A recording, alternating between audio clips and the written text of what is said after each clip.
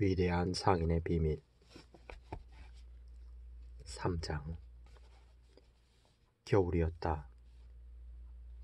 올리브 산의 냉기는 잔혹스러웠다. 키드론 계곡의 좁은 골짜기를 지나 저 멀리 예루살렘으로부터 풍겨온 향냄새와 재물 태우는 냄새가 산 위의 소나무 수지 냄새와 섞여서 코를 찌르고 있었다. 베스파주의 마을에서 조금 떨어진 언덕 위에는 파미라의 대상인 파트로스 카라반의 거대한 행렬이 멈춰 있었다. 늦은 시간이어서 파트로스가 아끼는 종마조차 피스타치오 숲에서 풀뜯기를 멈추고 월계수 밑으로 모여들었다. 쥐 죽은 듯 고요한 긴 천막의 행렬 저편에 서 있는 네 그루의 올리브 고목에는 굵은 밧줄이 둘러쳐 있었다. 그것은 서로의 몸에서 온기를 느끼기 위해 옹기종기 모여든 낙타와 나귀들을 가둬놓은 우리였다.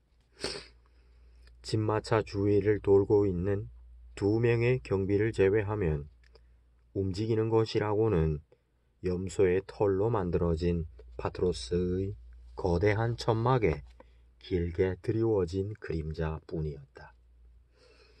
안에서는 화가 난 파트로스가 왔다 갔다 하면서 천막 입구에 겁에 질린 채 무릎 꿇고 있는 젊은이를 향해 문득 얼굴을 찡그리거나 머리를 흔들고 있었다. 마침내 그는 아픈 몸을 금으로 짠 양탄자에 누이며 젊은이를 향해 가까이 오라고 손짓했다.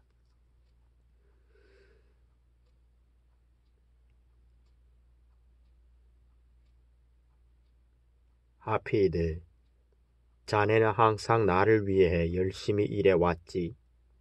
그런데 자네의 이상한 요청에 나는 매우 당황스럽네. 자네의 일이 만족스럽지 못한가? 그 소년의 눈은 양탄자에 고정되었다. 아니요, 주인님. 그럼 우리 카라반의 규모가 커져서 자네가 다루어야 할 낙타와 나귀의 수가 너무 많아진 것인가? 아닙니다, 주인님. 그렇다면 자네의 요청을 다시 말해보게나. 그 요청 뒤에 숨겨진 이유까지 포함해서. 저는 단지 낙타 소년이기보다는 주인님의 상품을 파는 상인이 되고 싶습니다. 저는 진마차에 주인님의 물건을 가득 싣고 출발하여 돌아올 때는 주인님과 또한 그들 자신을 위해 금을 가지고 돌아오는 하다드, 시몬, 칼렙과 같은 상인이 되고 싶습니다. 저는 삶에 있어 저의 지위를 올리고 싶습니다. 낙타 소년으로서의 저는 아무것도 아닙니다. 그러나 주인님을 위한 상인이라면 부와 성공을 얻을 수 있을 것 같습니다. 자네가 그것을 어떻게 아는가? 가난으로부터 벗어나 대단한 재산을 모을 수 있는 기회를 얻을 수 있는 직업으로 상인보다 더 좋은 것은 없다고 주인님이 여러 번 말씀하시지 않았습니까?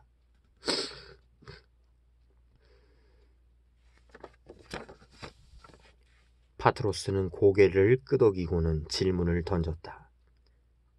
자네가 정말로 하다드나 다른 상인들처럼 해낼 수 있다고 생각하는가?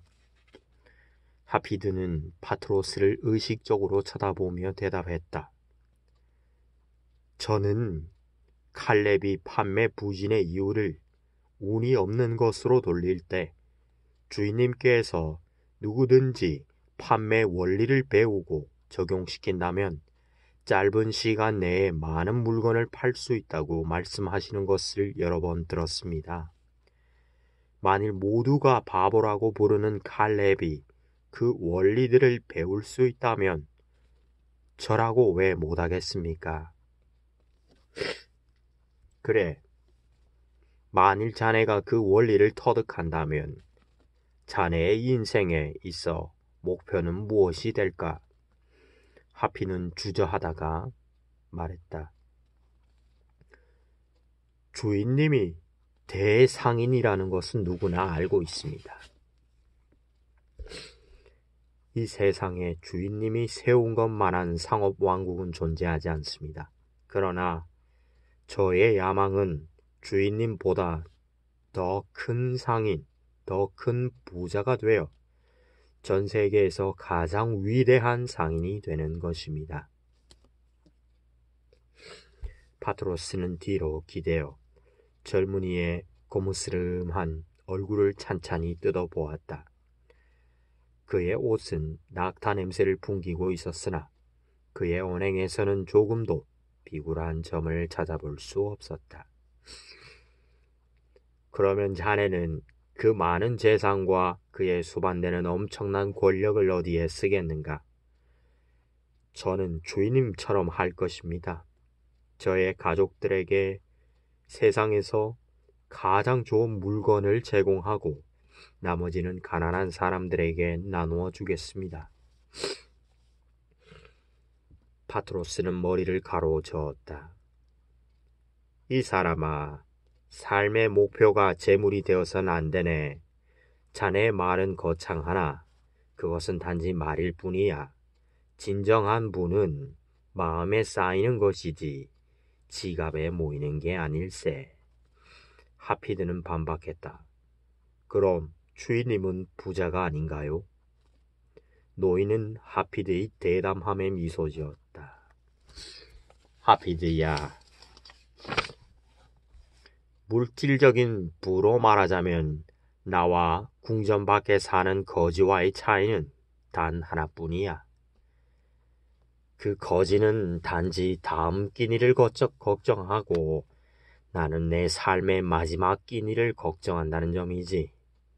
이 사람아, 부를 쫓지 말고 부자가 될 목적으로 일하지 마라.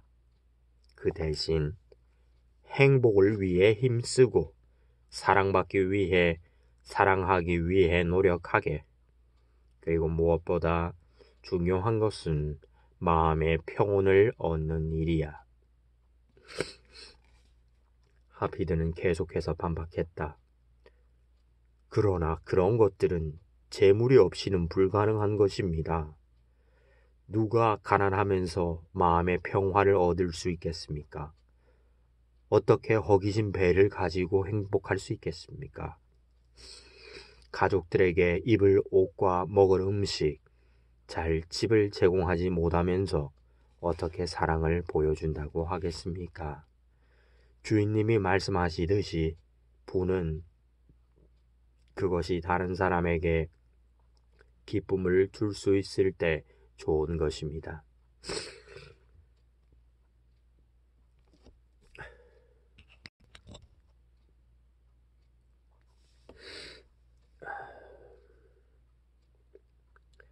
그렇다면 부자가 되겠다는 저의 야망이 왜 나쁜 것입니까? 가난은 사막에 있는 수도승에게나 명예가 되고 생활 방식이 될 수 있습니다. 왜냐하면 그는 단지 자신만을 부양하고 그의 심만 기쁘게 하면 되기 때문입니다.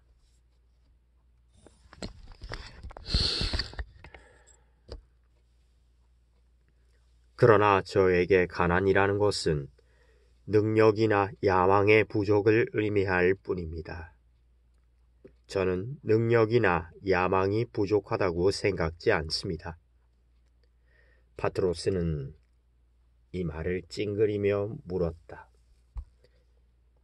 무엇이 내 야망을 갑작스레 불러 일으켰느냐? 자네는 가족을 부양하는 것에 대해 말하지만 자네 부모는 전염병으로 모두 죽고 가족이 없지 않은가? 하피드의 검게 탄 피부도 그의 볼이 불현듯 빨개지는 것을 감출 수는 없었다.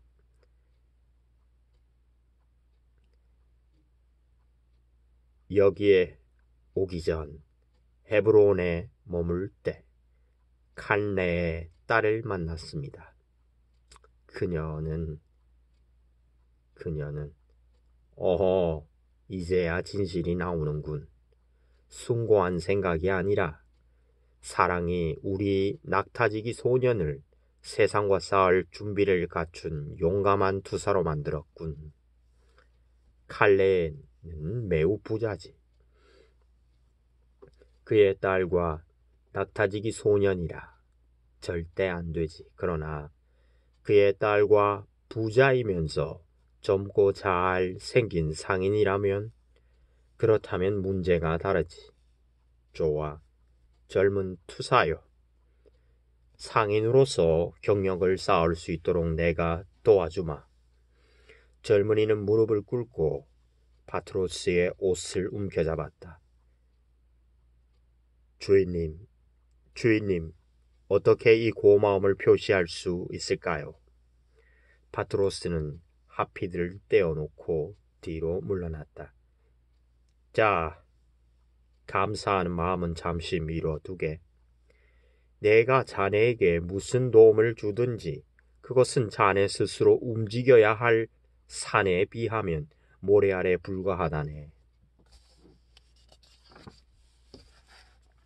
하피드는 즉시 기쁨을 가라앉히고 다시 물었다. 저를 대상인으로 변화시킬 원리와 법칙을 가르쳐 주시는 게 아닙니까? 그러진 않을 걸세. 나는 자네를 양아들처럼 키웠지만 어릴 때부터 그냥 자라도록 내버려 두었어. 그러나 포부의 불꽃이 마음속에 살아있다면 언젠가는 반드시 드러날 것이라고 믿었다네. 그 불꽃이 지펴지는 때가 되면 비로소 어려운 역경들을 견뎌낼 남자의 자격을 갖추게 되는 거지. 오늘 자네의 청은 나를 기쁘게 했어. 왜냐하면 자네의 눈에는 야망의 불꽃이 이글거리고 자네의 얼굴은 불타는 열정으로 빛나기 때문이지. 좋은 일이고 내 판단이 옳았다는 것을 입증한 셈이야. 그러나 자네의 말이 공허한 서약이 아니라는 것을 스스로 증명해 보여야 하네. 하피드는 침묵하였고 늙은 주인은 계속 말을 이었다. 우선 자네가 나에게 그리고 자네 자신에게 증명해 보여야 할 것은 자네가 상인의 삶을 견딜 수 있는가 하는 점이야. 자네가 택한 길은 그리 순탄한 것이 아니기 때문이지. 성공의 보상은 대단한 것이다. 그러나 소수만이 성공할 수 있기에 그 보상이 큰 것이다. 라는 나의 말을 자네는 수없이 들어왔을 걸세.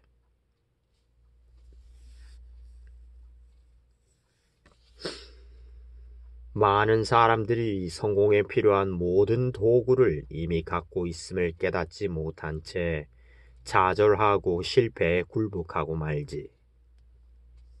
각 장애물이 친구이며 자기 편임에도 불구하고 사람들은 장애물을 두려움과 의심으로 대하고 적으로 생각한다네. 장애물은 다른 직업에서도 마찬가지겠지만 특히 판매에 있어서는 성공의 필수 조건이지. 왜냐하면 성공이란 수없이 많은 투쟁과 패배 후에 오는 것이기 때문이야. 각각의 투쟁과 패배는 자네의 기술을 예리하게 다듬고 자네의 용기와 인내, 능력, 나아가 자네의 신념을 강건하게 해줄 것이네. 그렇게 되면 각 장애물은 자네가 더 훌륭한 상인이 될 수 있도록 해주는 동지가 되는 셈이지.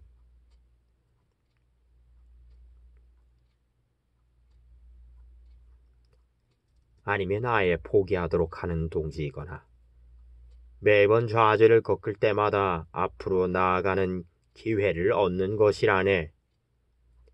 좌절을 회피하면 장래를 포기하는 것과 다름없어.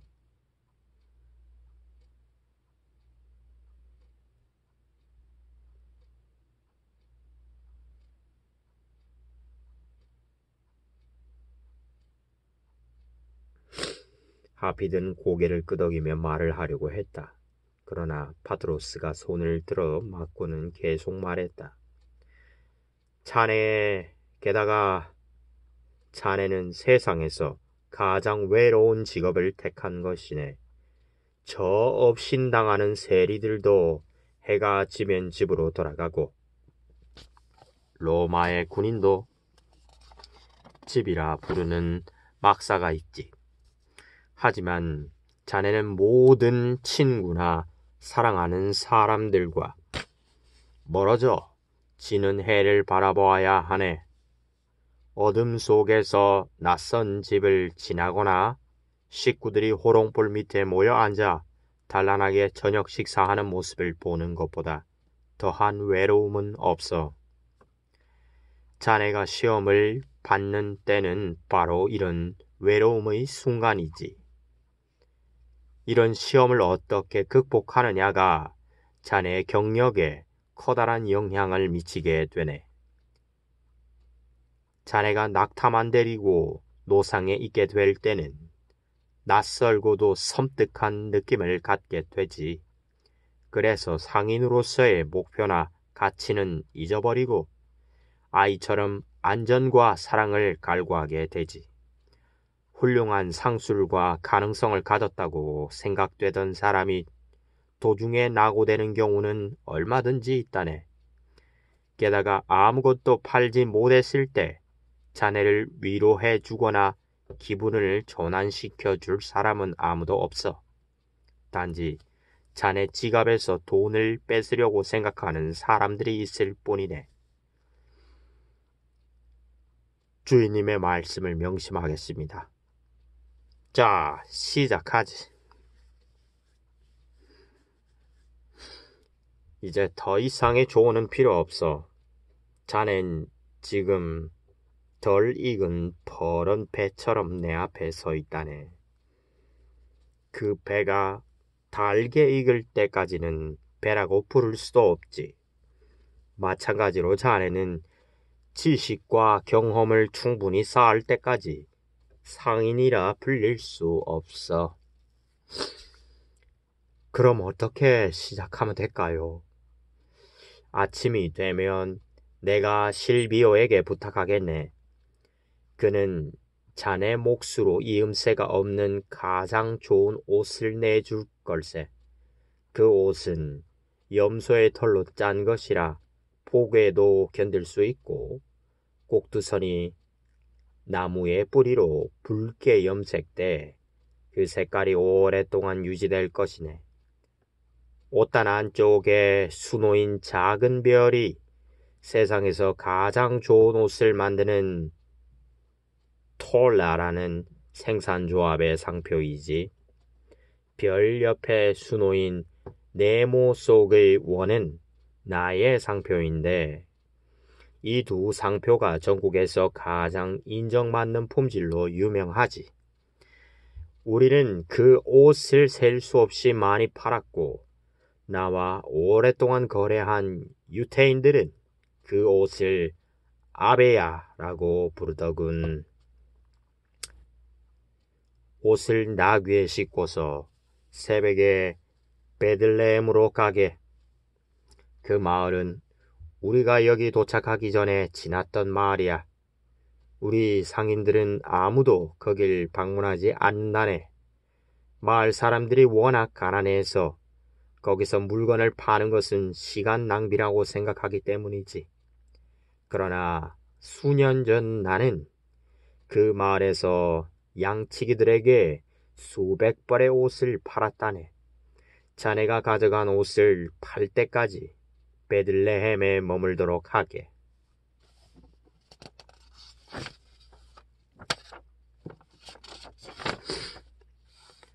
하피드는 흥분을 감추지 못한 채 고개를 끄덕였다. 그 옷을 얼마에 팔아야 하죠? 내 장부에다 자네 이름으로 은화 한 데나리온을 적어 놓을 걸세. 자네가 돌아오면 나에게 한 데나리온을 갚아야 하네. 그러니 그 이상의 값을 받으면 되겠지. 옷의 가격은 자네 스스로 결정하도록 하게나. 마을의 남쪽 입구에 위치한 시장에 가봐도 좋고, 아니면 마을의 집들을 방문해도 좋을 거야. 그 마을에 1000명은 살고 있을 테니 거기서 옷 한 벌 파는 건 가능하지 않겠는가? 그렇게 생각되지 않는가? 하피드는 다시 고개를 끄덕였다. 그의 마음은 벌써 베들레헴으로 향하고 있었다. 파트로스는 그의 손을 젊은이의 어깨에 부드럽게 올려놓았다.